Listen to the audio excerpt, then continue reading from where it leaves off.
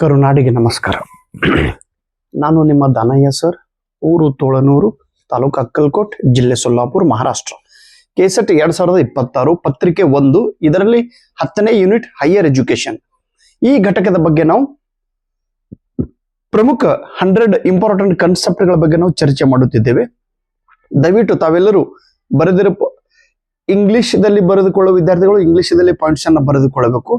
English ಅರ್ಥ ಆಗದೇ ಇದ್ದರೆ ನಾನು ಕನ್ನಡದಲ್ಲಿ ಎಕ್ಸ್ಪ್ಲೇನ್ ಮಾಡುತ್ತೇನೆ. ದಯವಿಟ್ಟು ಕನ್ನಡದಲ್ಲಿ ಎಕ್ಸ್ಪ್ಲೇನ್ ಮಾಡಿದ ನಂತರ ನೀವು ಕನ್ನಡದಲ್ಲಿ ಪಾಯಿಂಟ್ಸ್ ಅನ್ನ ಬರೆದುಕೊಳ್ಳಬೇಕು.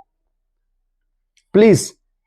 ಇಲ್ಲಿ ಏನಾಗ್ತದ್ರಿ, ಸಾಕಷ್ಟು ವಿದ್ಯಾರ್ಥಿಗಳು ಕನ್ನಡ ಮೀಡಿಯಂದೊಳಗೆ ಬರೀರಿ ಅಂತ ಹೇಳ್ತಾ ಇದ್ದಾರೆ. ಇಂಗ್ಲಿಷ್ ಮೀಡಿಯಂ ಇದ್ದವರು ಇಂಗ್ಲಿಷ್ದೊಳಗೆ ಬರೀರಿ ಅಂತ ಹೇಳಿ. ಪ್ಲೀಸ್, ಬರೆಯೋದು ಇಂಗ್ಲಿಷ್ ಮೀಡಿಯಂದಲ್ಲಿ, ಎಕ್ಸ್ಪ್ಲೇನ್ ಮಾಡೋದು ಕನ್ನಡ ಮೀಡಿಯಂದಲ್ಲಿ. ಇಬ್ಬರಿಗೂ ಹೆಲ್ಪ್ ಆಗ್ತೈತಿ. ಪ್ಲೀಸ್. ಇಲ್ಲಿ ಐಡಿಯಲಿಸಂ, ಆದರ್ಶವಾದ, ಅವರು ಬಹಳ ಆದರ್ಶದಾರ. ಇದು ಒಂದು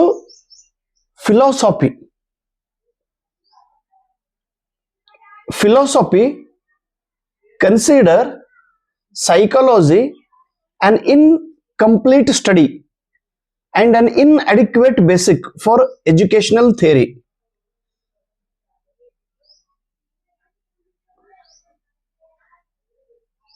ಇದು ಒಂದು ತತ್ವಶಾಸ್ತ್ರ. ಈ ತತ್ವಶಾಸ್ತ್ರವು ಮಾನಸಶಾಸ್ತ್ರವು ಇನ್ಕಂಪ್ಲೀಟ್ ಸ್ಟಡಿ ಆಗಿದೆ, ಅಪೂರ್ಣಗೊಳ್ಳುವ ಅಧ್ಯಯನ, ಮತ್ತು ಇನ್ಅಡಿಕ್ವೇಟ್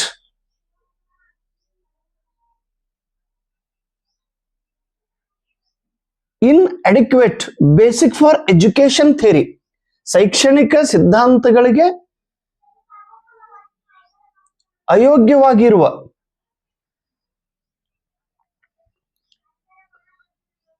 ತಳಹದಿಯನ್ನು ಕೊಡುವ ಘಟಕಕ್ಕೆ ಐಡಿಯಲಿಸಂ ಎಂದು ಕರೆಯುತ್ತಾರೆ. ನೋಡ್ರಿ, ಕರೆಕ್ಟ್ ಹೇಳಗತ್ತೇನೆ ಅಂತ ತಪ್ಪು ಹೇಳ್ತೇನೆ, ನನಗೆ ಗೊತ್ತಾಗಲಾಗಿದ್ರಿ. Idealism, ಆದರ್ಶವಾದ.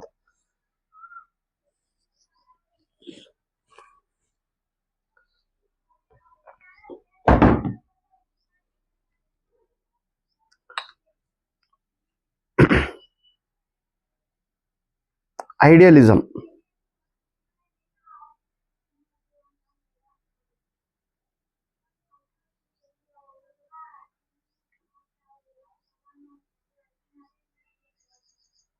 S, belief, pursuit of perfection, unrealistic belief,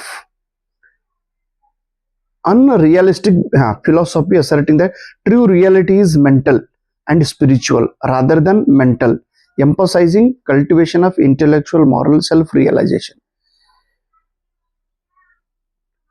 Idealism believes that idea, feeling and ideals are more important than material object.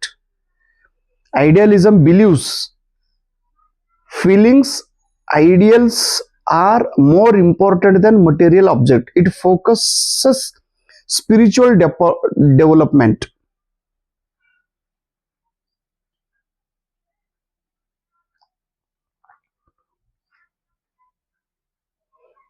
Idealism, importance of idea, mind and values over material object.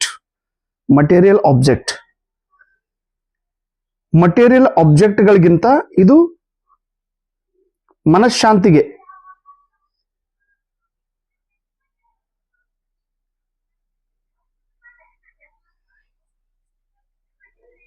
Original ಮಟೀರಿಯಲ್ಗಿಂತ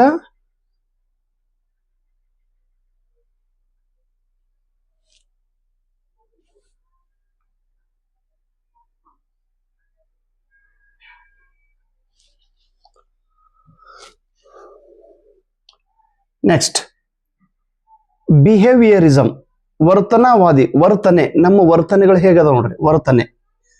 ವರ್ತನವಾದಿ ಈ ಸಿದ್ಧಾಂತವು SR ಕಲಿಕೆಯ ಮೇಲೆ ಆಧಾರಿತವಾಗಿದೆ. S ಅಂದ್ರೆ stimulus, R ಅಂದ್ರೆ response. Stimulus ಅವರನ್ನ ಪ್ರೇರಣೆ ಕೊಡೋದು, ರೆಸ್ಪಾನ್ಸ್ ಅಂದ್ರೆ ಅದರ ಪ್ರತಿಕ್ರಿಯೆ. SR ಕಲಿಕೆ ಇದು ಬಿಹೇವಿಯರಿಸಂಗೆ ಸಂಬಂಧಪಟ್ಟಿದೆ. ಕನ್ಸ್ಟ್ರಕ್ಟಿವಿಸಂ ಅಂದ್ರೆ ರಚನಾವಾದಿ. ಮಗು ತನ್ನ ಜ್ಞಾನವನ್ನು ತಾನೇ ರಚನೆ ಮಾಡಿಕೊಳ್ಳುತ್ತಿರುತ್ತದೆ. ಇದು ಹೊಸ ಸಿದ್ಧಾಂತದ್ರಿ. ಒಬ್ಬ ವಿದ್ಯಾರ್ಥಿ ಶಾಲೆಗೆ ಬರುವಾಗ ಆತನಿಗೆ ಏನೂ ತಿಳಿಯುವುದಿಲ್ಲ ಅಂತೇಳಿ ನಾವು ತಿಳ್ಕೊಬಾರದ್ರಿ. ಯಾರು ಟೀಚರ್ ಇದ್ದವರು, ವಿದ್ಯಾರ್ಥಿಗಳಿಗೆ ಸ್ವಲ್ಪ ಜ್ಞಾನ ಇದೆ, ಹೊಸ ಜ್ಞಾನವನ್ನು ಆತನು ತನ್ನ ಮೊದಲನೇ ಜ್ಞಾನದ ಆಧಾರದ ಮೇಲೆ ರಚನೆ ಮಾಡುತ್ತಾ ಹೋಗುತ್ತಾನೆ. ಕನ್ಸ್ಟ್ರಕ್ಟಿವಿಸಂ. ಕನ್ಸ್ಟ್ರಕ್ಟಿವಿಸಂ ಇದು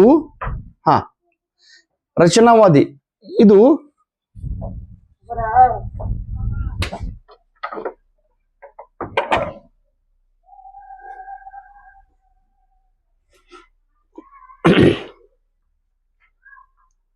ಇದು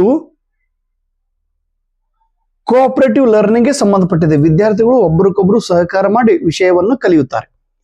metacognition.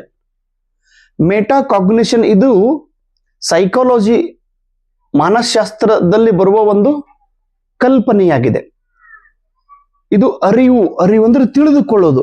Metacognition, understanding own thought process. ನಮ್ಮ ವಿಚಾರಗಳನ್ನು ನಾವೇ ತಿಳಿದುಕೊಳ್ಳೋದು. ನಾನು ಏನು ವಿಚಾರ ಮಾಡ್ತಾ ಇದ್ದೀನಿ ಆ ವಿಚಾರವನ್ನು ನಾನು ಸ್ವತಃ ಅರ್ಥ ಮಾಡಿಕೊಳ್ಳೋದು.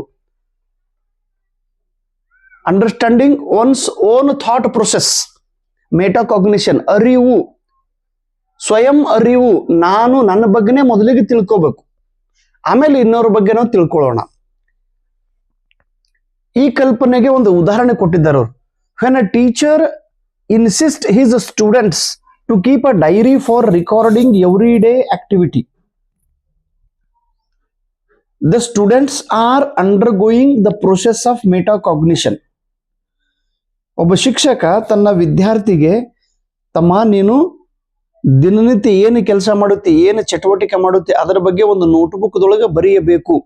ನಿನ್ನದೇ ಆದ ಒಂದು ಡೈರಿ ಮಾಡು.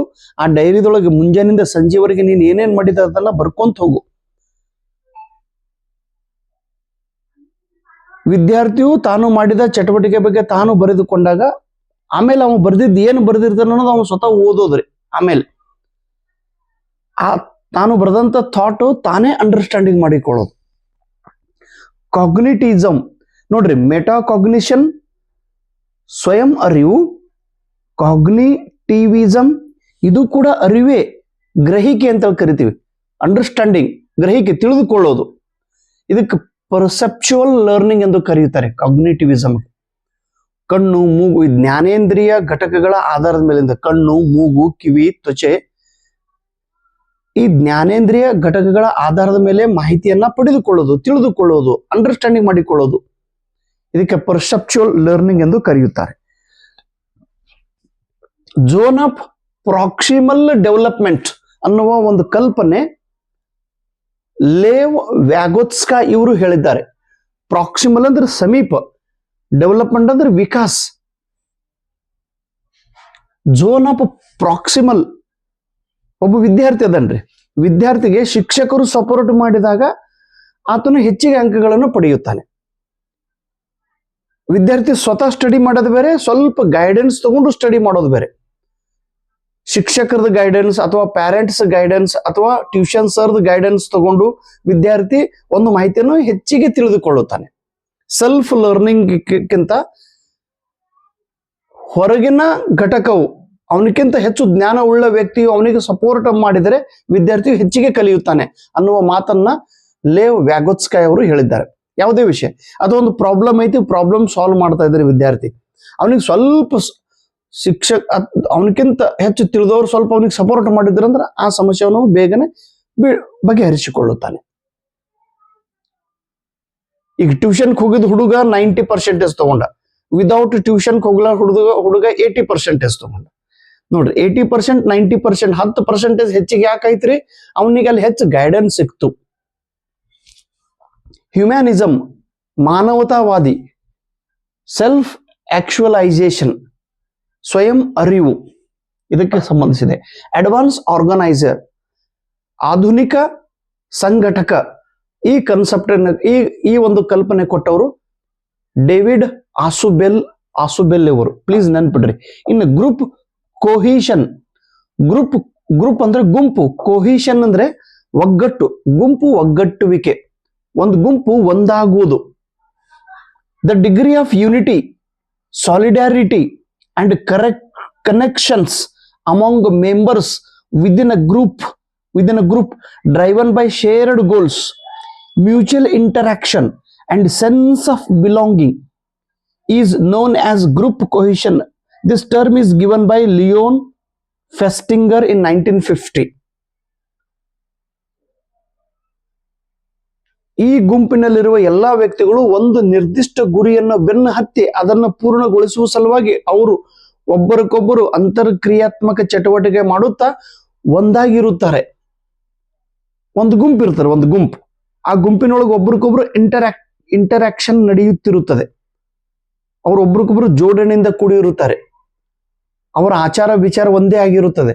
ಅವರೆಲ್ಲರ ಗುರಿ ಒಂದೇ ಇರುತ್ತದೆ. ಇದಕ್ಕೆ ನಾವೇನು ಕರಿತೀವಿ?